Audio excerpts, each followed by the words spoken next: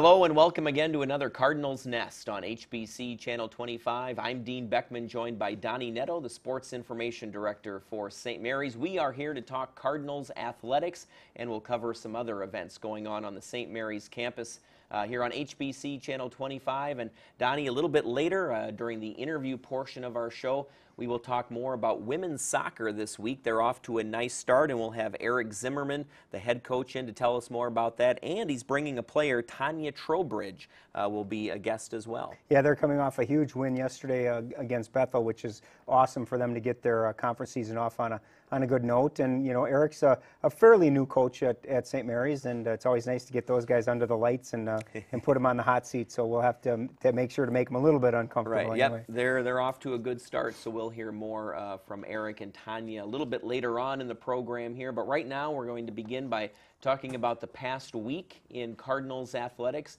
And volleyball continues to have a terrific season. They were down at the Wartburg Invitational in Waverly, Iowa last weekend, Donnie, and they didn't win them all like they did in their own tournament the previous weekend, but they did go 3-1 against excellent competition, Nebraska Wesleyan, the only slip-up during that two-day tournament. Yeah, and you know, I talked to Coach Lester after the tournament, and he was extremely happy with the way they played. And I kind of asked him, I says, well, how can you be so happy? You lost to Nebraska Wesleyan. And, you know, then he informs me that, you know what, we were up 20-14 and 20-12 in two of the three sets and weren't able to hang on. So obviously they were playing well enough to win that match, and unfortunately just weren't able to get it done. You look in hindsight, Nebraska Wesleyan's ranked number 18 in the latest AVCA poll, so obviously it's not a terrible loss when you're losing to a team that's ranked higher than you. St. Mary's did maintain the number 24 spot, which is great for the second week during the regular season. So they've held that spot now for 3 weeks, including the preseason poll. So they're playing very well.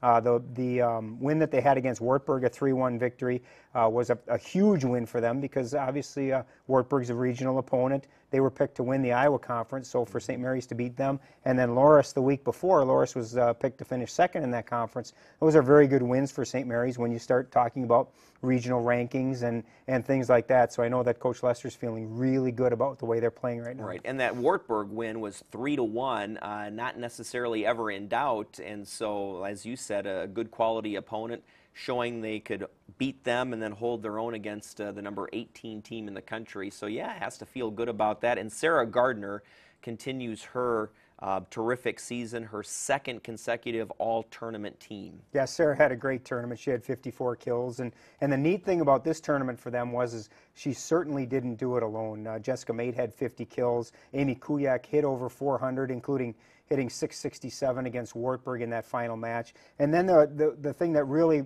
made Mike happy more than anything is he didn't have Brittany Cherwinka this weekend. She was out with a concussion, so he had to go to Rachel Monarstelli and Alexi Asmos as the setter, and both of them did phenomenal jobs. And I know that was a very, very big positive for Coach Lester, was that, okay, you lose a key cog in your machine, and you're able to replace it and really not miss a beat. And both Rachel and Lexi drew rave reviews from Coach Lester, and that's really what you need. You need those people to be able to step in and help out, because there are going to be times when a player like Sarah Gardner maybe doesn't have her A game, or Jess Mate doesn't have her A game, and so people are going to need to step in and help out, and right now that's the way things are going, is Sarah deserves the accolades she's getting, but it definitely has been a total team effort. Yeah, and there's been another player too who I talked to during the week, and she's been very happy not only with the playing time but her performance.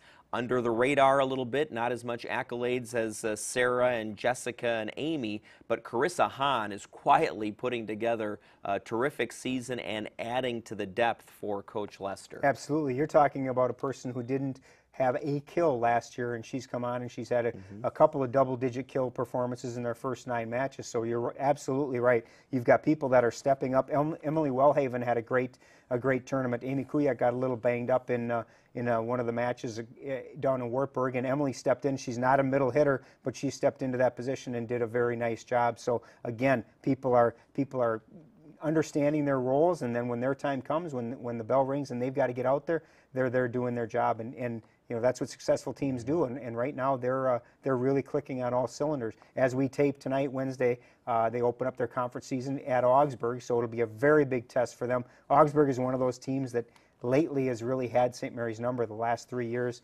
They've gone to 5 sets all 3 times, and Augsburg's come away with the win each time. So Mike knows that they're going to be in for a real battle, and hopefully this time around when we're talking next week, we'll be talking about a St. Mary's win. And the first home conference game is next Wednesday, the 22nd at 7 p.m. Yeah, and again, you're playing St. Thomas, so the road doesn't get any easier. St. Thomas right now is ranked 8th in the country. Then you've got St. Olaf that's also ranked, and you got St. Mary's that's ranked, and you got Concordia that's ranked, and then St. Benedict is getting some votes. So really, there's 5 teams there that are nationally recognized, and so the MIAC is a very tough conference, and right now Coach Lester likes where he's at. They're setting themselves up at 7-2, but obviously now starting tonight and moving forward, they're all very, very important matches. They need to win the ones that they're supposed to win, and hopefully come away with a couple that maybe they weren't necessarily supposed to win. Donnie, as I mentioned, we'll talk women's soccer more a little bit later, but we want to touch on their conference opening win. On Tuesday, they traveled to Bethel, took on the Royals. Amy Sibick had an early goal in that one, and it stayed. 1-0 was the final, so the conference opener, a big win for the women's soccer It was a team. huge win for them, and I know talking to Coach Zimmerman after the game, he was extremely pleased with the way they played. They've been struggling the last week or so against La Crosse and Luther is getting off to a slow start. On the road, it's always tough to get going right away, and in each of those 2 games, they played very well in the second half and in the La Crosse game into overtime. But by the time that they got themselves going, they're trying to dig themselves out of a hole. Obviously, on Tuesday, they got an early goal from Amy Sibick, got in the lead, and then were able to go from there. And as Coach Zimmerman said, it was the first time in quite a while that they actually put a complete 90-minute game together. And obviously, when you're opening your conference season with a win, that's a great thing to do. Yep, and they relied on a Milwaukee native as the goaltender to preserve the shutout. Yeah, Cassie had a very busy day in goal, and finished with 18 saves, which is a lot of saves for a soccer goalkeeper. But it's a great way to start the conference season. And for Amy Sibick, it's just, we'll talk about her every week. She's just an amazing soccer player, and for her to have 8 goals in 6 games is pretty impressive, and she keeps climbing up the career ladder in terms of goals, in terms of points. So she's obviously going to be one of the most heralded women's soccer players in St. Mary's history, and hopefully she can continue this as the season goes, because obviously she is their spark plug up front, and as she goes, so goes St. Mary's. And on Saturday, the women's soccer team will be at Carleton in Northfield. Carleton will come to St. Mary's to face the men's soccer team. The men also opened against Bethel on Tuesday. Donnie, not as much success, losing 3-1. And in reading about the game from Coach Dembeck, seemed like he felt the Cardinals could have done a little bit better, could have scored more goals. Yeah, they had their chances, and Chris was a little disappointed that they weren't able to put away some of the early chances they had, but he was also pretty pleased with the way they kept with the game. They fell behind 3-0 early in the second half. Bethel rattled off 2 goals in just over a minute span, but they didn't let down, and they kept battling. They did get a goal from Jumaine Venter, and had a couple more chances in the second half. Really could have easily been a 3-3 game, and it's interesting when you're walking that fine line. You need to be able to convert the chances that you get, the opportunities that you have, and right now they're just not able to get as many. They're creating the chances, they're just not able to finish on them, and right now that's a bit of a frustration for Coach Dembeck. I know he was much happier with their play overall compared to the way they played against UW Superior last weekend when they lost, and so I think that they're moving in the right direction, but they definitely have to get that offense going. And how is he feeling about his young goaltenders? Chris Williams got the start in the conference opener. Well, they're both young and inexperienced. Chris is a junior in school, but hasn't seen a lot of action, and Phil Rendell is a freshman. And both of them, they're going to go through their ups and downs. And right now that's kind of what Chris expected. It's tough to replace a John Safransky, and you're not going to see that immediately in Phil or in Chris. Now, can they work their ways into becoming the next John Safransky? Certainly can. But right now they've just got to continue to work and continue to get playing time. And anytime that you're entering a season with goalkeepers that haven't had any real game experience, it's going to take a little bit of time for them to adjust and be ready and get to the potential that they should be at. Well, let's go to women's golf now. They were at the Waverly Invitational last week, took 15th place, but I had to do a double take, Donnie, because it's been a long time since we've been talking about women's golf that Gia Pooch was not atop the leaderboard for the Cardinals. Yeah, Rachel Lamberty, a junior transfer from Farmington, actually had the best performance of the weekend for the Cardinals. Shooting a 92 and a 93, but obviously Gia was right there behind her. So I think it's a good thing that we weren't talking, that Gia wasn't at the top, because then it shows that maybe there are some other players that, that are stepping up and hopefully helping the Cardinal golf team, begin their climb up the conference ladder. And Rachel's a very good golfer, and I think that this is really a sign of things to come, that maybe finally the Cardinals have a 1-2 punch rather than just a number 1 punch. And I think that Coach Stangl is excited about that. Now, obviously, what he's got to do is get a couple more golfers to lower their scores a bit. All of their scores are really still a bit too high. We need to get 2 or 3 scores in the mid-80s if they're hoping to make any noise at the conference championships. And I think when you talk to Coach Stangl, this is what these tournaments are all about. It's getting their feet wet. It's feeling the pressure of tournament golf, and hopefully when they get into early October and we're at Bunker Hills for the conference championships, that they're battle tested and they're ready to go and hopefully be right at the top of their game. It's the Ripon Invitational this weekend for the women's golf team. In men's golf, the Cardinals at the Augsburg Invitational take 19th in the 2-day tournament. Tell us about that. Well, again, the same thing as we were talking about the ladies. Right now, what Coach Stangl needs is he needs some golfers to shoot some lower scores. They're getting scores in the high 80s when they need to be in the mid to high 70s if they want to make any type of a run or any type of climbing out of the lower levels of the conference championships, and right now they're just not quite getting that. And obviously part of it, they do have a freshman golfer, Tim Wolford, who was injured right before the season opener and hasn't competed. Tim was shooting real well in practice really in the mid to low 70s. So if they can get him back and healthy, obviously that will help. But again, just like the women, one person isn't going to do it. You keep 4 scores out of 5, so they're going to need at least 2 or 3 scores in the 70s if they want to be competitive. All right, that's going to do it for this segment of the Cardinals Nest. Stay tuned. Coming up next, we'll bring in the women's soccer coach, Eric Zimmerman, and Tania Trowbridge. That's all next here on HBC Channel 25. Sometimes life isn't about doing the popular thing or even the cost-effective thing. Many times it's simply about doing the right thing.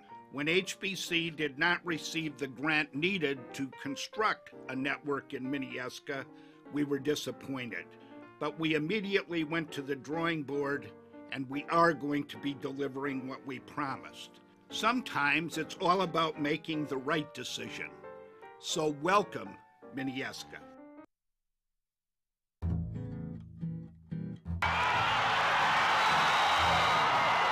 Here in Winona that was made to honor the vet. Welcome to HBC Channel 25 News. I'm Dave Dickey. Thank you. Aye, we're only through March, so you best be stopping in now. HBC Channel 25, Dean Beckman, Justin Barrientos, and Paul Van Beek.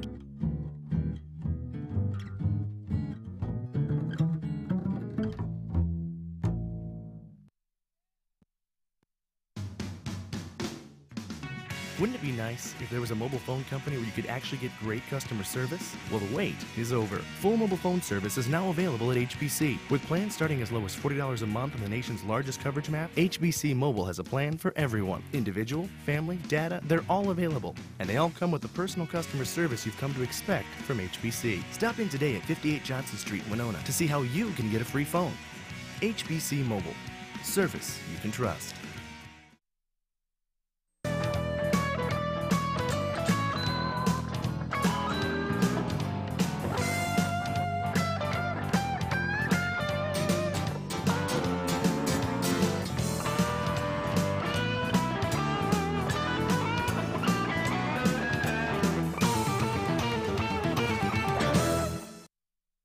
We're back here on the Cardinals Nest. Dean Beckman along with Donny Nadeau, joined now by Our interview guest here in this segment of the Cardinals Nest, we have Eric Zimmerman, the head coach for women's soccer, and one of his players, Tania Trowbridge. Eric, Tania, thanks for joining us. And Eric, when we, a few weeks ago, Donny and I did a little season preview for women's soccer, and we sort of joked a little bit that this is the first year we can't say Eric has a young team. You know, you kind of have more returning players than what you've been accustomed to during your time at St. Mary's. That had to be kind of a nice way to go into the season. It was very nice just to be able to rely on some experience. You know, it's very nice to be able to look forward to, you know, people coming in and not being so new to the game of college soccer. Yeah. Well, I want to introduce Tania in just a minute, but did that change your approach at all about how you entered the season, as far as rather than trying to teach your system, maybe you were able to implement some new things, obviously build upon the systems you had been teaching them when they were younger? Right, absolutely. We were able to focus a little more offensively because all of our returners primarily were back in the defensive end of the field. So just to be able to concentrate more on offense was something that we needed to do because, you know, in the past it's been difficult for us at times in matches to create chances. So it's nice to be able to focus on scoring goals rather than, you know, trying to stop them from biting you. So. Yeah. Well, one of your experienced players here, a returning senior this year, is Tania Trowbridge. And Tania, tell us a little bit about yourself, where you're from, maybe how you got started in soccer, and how you ended up coming to St. Mary's. Well, I'm from Shakopee, Minnesota, just a small town outside of the Twin Cities. I actually followed my brother. He started playing soccer at a really young age, so I just followed in his footsteps. St. Mary's was a great school to choose because it was small. I went to a small high school, just like the atmosphere when I came here. I met Coach right away in the beginning of my fall semester, so just got off to a great start. And what's your major at St. Mary's? I'm a graphic designer. All right, super. And was it a little different for you coming back this year and seeing so many returning familiar faces rather than a bunch of new faces this year? It was. But it was also nice to see some of the younger faces in. It was just a nice, comforting kind of place, knowing that we have a strong team back. Yeah. You know, obviously, Z, one of the spots where you don't have that comfort of a familiar face was in goal, and obviously Mariana Sanchez graduated last year, having been your starter for 4 years. How has that transition to Cassie been, and how has she been doing thus far? I think it's been smooth for the most part. You know, obviously Cassie brings a different element to the table in terms of, you know, she's brings more size, but you know, with Mariana we had, you know, vocalness and that sort of thing, so we're still working on that with Cassie, but she's made the transition pretty smooth for the most part, and you know, for example, yesterday came up with a lot of saves for us, so I think she just continues to get my confidence and the team's confidence as we go along in the season. You know, obviously, Dean and I kind of joke that every week that we're sitting here talking women's soccer, we're talking about Amy Sibic, and deservedly so, but obviously the game winner yesterday, she's got 8 goals already this year. Is this what you expected from her this year? Absolutely. I mean, she's always dangerous, and we need her to be because, you know, at times it's difficult for us to create those chances, and she needs to take the bull by the horns in terms of being creative and coming up with opportunities to get the ball on the goal. Has she developed into that team leader? You know, you talked about Mariana Sanchez a year ago. Her personality alone made her a team leader. Absolutely. Who has stepped up this year to kind of take over that role? Well, I think Amy has, but she's more of a lead-by-example type of player. She's not going to be the one that gets too vocal or directs traffic in simpler terms. But also our junior captains, Caitlin Cole and Rachel Gates-Vickery, have also stepped up and done a nice job in terms of providing that spirit and that vocalness that we require during practices and during the matches. You know, I was just going to say that, Eric, you must spend a lot of time recruiting in the graphic design department, because I know Mariana Sanchez was a graphic design major, and Tania is as well. Yep, they've worked out well for us. Obviously, being a student athlete is difficult to begin with. Now, Eric had told me that you're also a member of the National Guard. Talk about how you juggle soccer and studies and the National Guard. I mean, that can't be easy. No, it's not that easy, but I managed. I joined last year, so I've had some time to figure things out. I joined my spring semester, so I didn't exactly jump right into it during soccer season and stuff like that. So, What's your schedule like, and does it interfere at all with the soccer portion of your schedule and academics? I talk to all my higher up in command and make sure that everything is all good and stuff like that. I do labs through ROTC and lacrosse on Tuesday and Thursdays, so quite busy with that. I got put into a leadership role this year as an MS4, going to be commissioned in the spring, so got a lot on my plate this year, but I'm juggling it, and I'm happy to be back this year again for soccer. So. From a teamwork, a leadership standpoint, what are some similarities with the National Guard and then playing soccer on a soccer team, a collegiate soccer team? Just the cohesion of a team. You got new players in. You always get new people in it during a unit. They always come at random times. I mean, soccer is more of a, all right, fall. That's the one time they come. And, just working with them, getting them into the team, making them feel welcomed. And then also, as the season goes on, making sure that you look at how you can work to improve rather than working on the problems that you have at your hand. Eric, one of the interesting things with your schedule this year has been you've been on the road a lot. You've played 6 games, 4 of which have been on the road. Now Saturday you're on the road again, finally get to be home again on Sunday against Central. But how has that been? Is that actually a good thing in terms of maybe building some team chemistry, some bonding time because you're on the bus so often? Right, I think so. Bus trips are always a great time, believe it or not, to build cohesion and to get to know each other on a more personal level.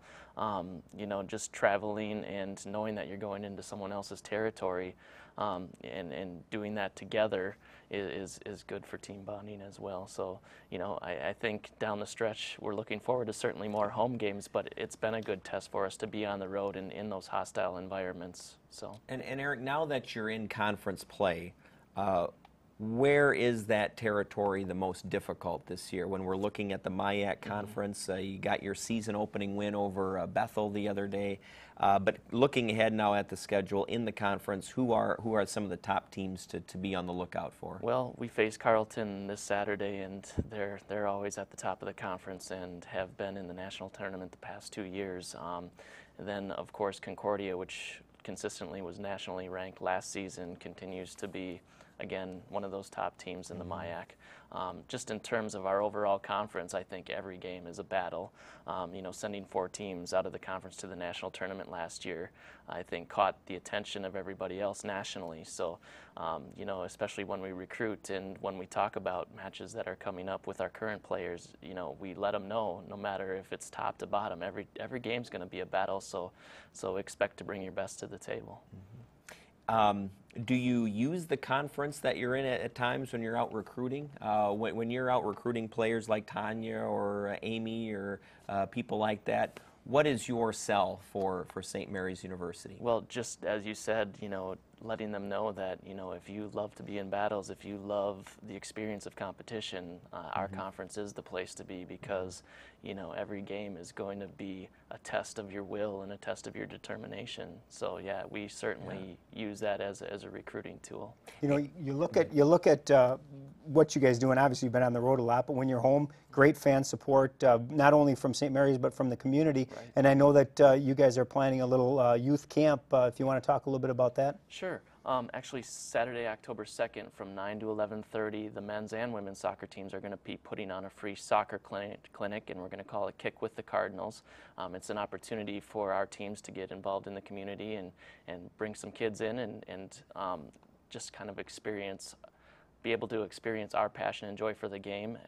They're going to get an opportunity to play some games, some fun games, as well as some small-sided games at the end of the clinic. So that will be free to everybody involved in the community, so we'd love to see them out, and then hopefully they'll be able to attend our doubleheader against Concordia that day as well. It's a perfect day to do it, and I know my kids have been in some of your other camps and clinics before. You really enjoy working with the younger players, that always shows. Yeah, there's always an energy in working with the little ones, just to see their joy in terms of kicking the ball around.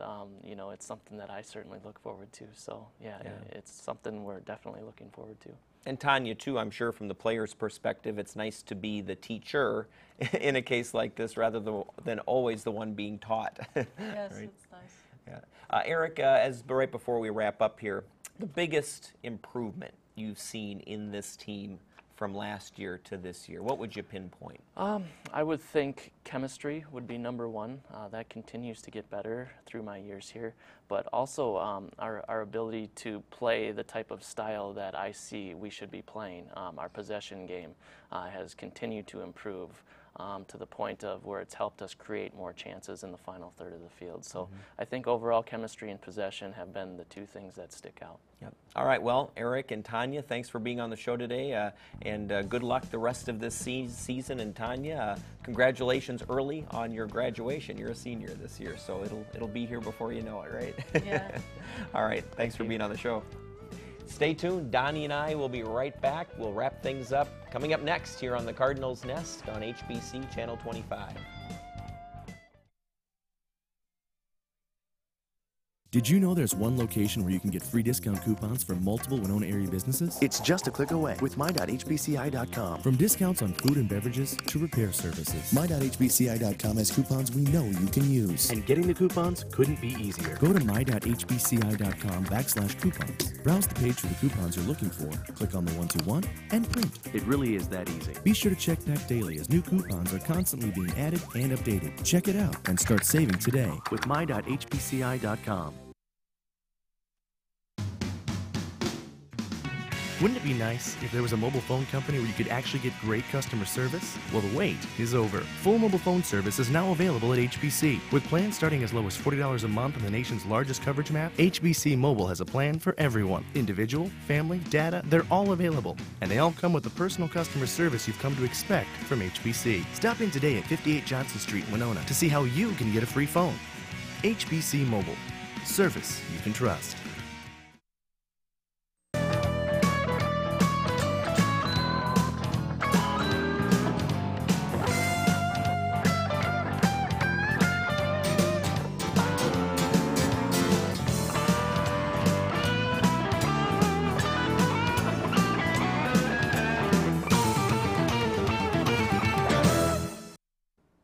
And we're back here to close things out on the Cardinals Nest here on HBC Channel 25. Dean Beckman, Donny Nadeau. And now we'll talk about some of the upcoming events on the St. Mary's University campus, non-sports related. And the first one, just a congratulations going out as part of New Student Volunteer Day. About 100 St. Mary's students served 10 different organizations and a wide variety of organizations. Some of them included the Habitat Restore, the Lake Winona Manor, Living Light Church was among them, Winona Volunteer Services, Winona Area Humane Society, the Winona Catholic Worker Organization, St. Anne of Winona, Sauer Memorial Home, Salvation Army Store, just to name a few. And there we see a few of the workers of the over 100 students who were out for New Student Volunteer Day last Saturday at St. Mary's. Coming up soon here, this upcoming weekend on September 18th, guest pianist Svetlana Belsky will present a public recital at 7:30 p.m. on Saturday night. It's a free performance, and it will be held in the Filio Recital Hall. And congratulations going out to Dr. David Lynch of the Social Science Department. He has a new book out. It's called Trade and Globalization, an Introduction to Regional Trade Agreements. It's published by Roman and Littlefield. The book also has a companion website with maps made using GIS software and additional text. So congratulations to Dr. Lynch. And also, congratulations to Donny Nadeau for an accomplishment his son will be undertaking this weekend. That's right. My oldest son Andy and Missy Berg will be married on Saturday, so congratulations to those two, and it should be a really fun weekend. Absolutely. So great job, Andy, and congratulations to you and Dee Dee on that upcoming wedding on Saturday. All right, that's going to do it for this edition of the Cardinals Nest. Thanks so much for watching. We will be back again next week with another Cardinals Nest here on HBC Channel 25.